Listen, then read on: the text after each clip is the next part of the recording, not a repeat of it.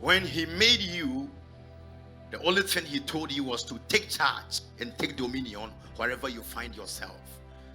If he gave me this charge and he gave me this particular authority for me to take charge and have absolute control over every place I find myself, the question is, why am I not growing? Number one, the reason why people are not growing is because they have a bad ground.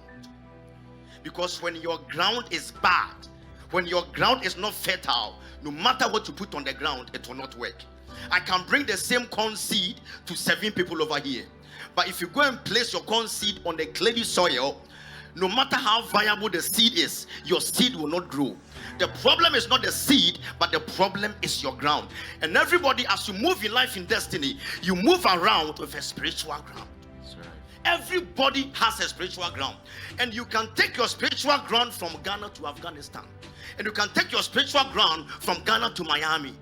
If your ground is bad, you can live in Miami, you will suffer. Yes, but if your ground is good, you can live in Burkina Faso and you can do well. Yes, so when your spiritual ground is not working well, it's difficult for you to grow and increase. Ask the person around you, what is your spiritual ground? What is your spiritual ground? One more time, ask again. What is your spiritual ground? So all the time, listen to me. Anytime you travel to a new location, when you travel to a new place, the first thing you got to do after you thank God, say, God, let in the spiritual realm, this ground I'm in, let it be fertile for me.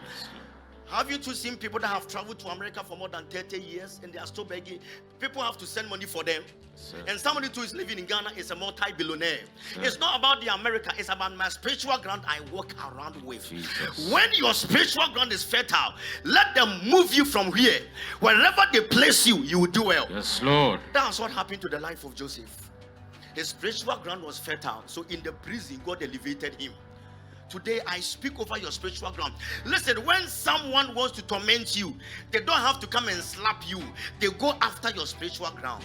So the day man sinned, God didn't curse man. I've told you, God didn't curse man. The Bible says, and God said to man, curse is the ground for your sake. Because when your ground is destroyed, you can never move in life.